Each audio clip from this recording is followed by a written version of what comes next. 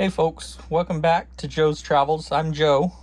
As follow-ups to my previous videos, I'll be posting some additional videos providing more detail on some of the features that make the Winnebago Micro Mini Flex the off-grid boondocker's dream that it is.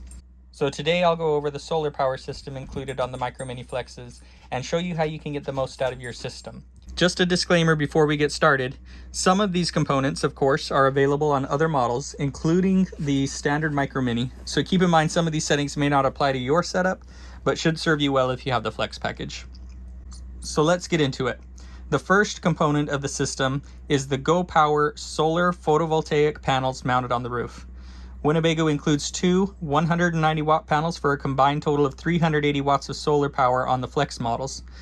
The solar cells are encapsulated between tempered glass, polyester backing, and an aluminum frame. Winnebago also installs a wind diverter at the front to prevent air from getting underneath while towing. These are relatively low maintenance. You may just need to clean them every once in a while depending on how and where you use your camper.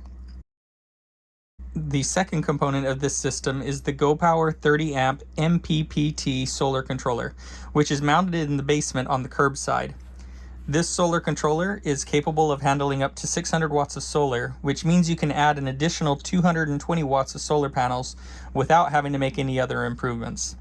That could be with an additional panel on the roof, or you could use a portable panel and plug it into the port on the roadside of the camper. On the controller, the far left ports are for incoming power from the solar panels. The next set is for outgoing power to the battery bank.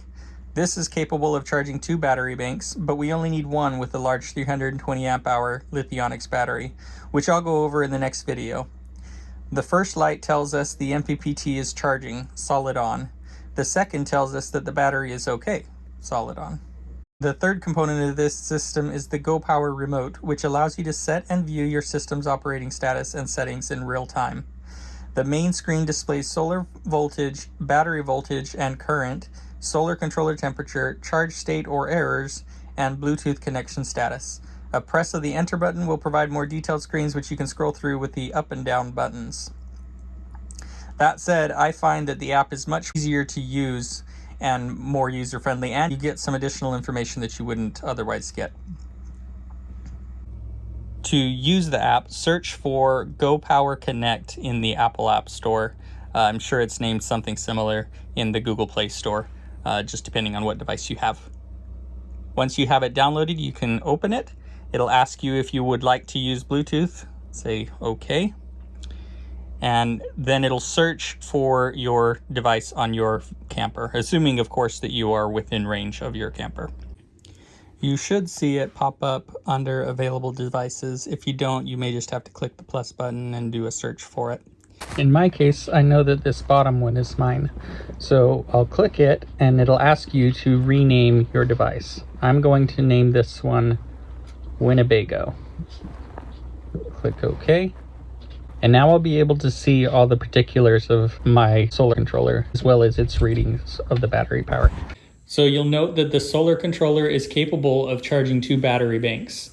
The Lithionics battery is using bank 1, bank 2 is not being used. I am currently parked under a big tree, but we can see that the solar controller is receiving 123 watts of power from the panels and sending 8.26 amps of charge current to the battery. From the app, we can go to the History tab and see some data on how much solar power your setup has generated over a period of time. On the Details tab, you can see a little bit more detail, including the voltage coming in from the solar panels. By the way, the solar panels are wired in series on the roof, which multiplies the voltage. This controller can handle 100 volts or 600 watts, so you can add one more panel wired in series, according to my engineer contact at Go Power. I may do that myself later on. I'm running low on funding at the moment, so I may have to put out a collection dish so I can keep making these videos. Anyhow, if you go into settings, you can start to make some adjustments. You'll want to make sure your settings look more or less like these ones. There's an acceptable range of some of the values, but these settings came from my Winnebago, Lithionics, and Go Power contacts, and they say that these are what should be used for this system specifically. Don't worry about the settings of Bank 2 since we aren't using it. By the way, feel free to hit pause to compare or adjust the settings on your own rig. And I'll scroll down so you can see the rest of the settings. And I'll scroll down one more time. And that's about it.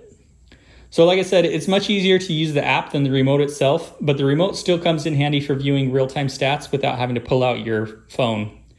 Well, guys and gals, I hope you found this deep dive helpful. Please don't forget to like and subscribe to my channel. I have a separate full-time job, so it's always a challenge to kind of find or make time to do these. But with the lack of information out there, I think it's needed and I think it's worth it. And if I can figure out how to monetize on YouTube, then I'd like to continue to do these reviews, tips and tricks, deep dives, and just show some of my own adventures. Thanks again for watching. I'll see you next time.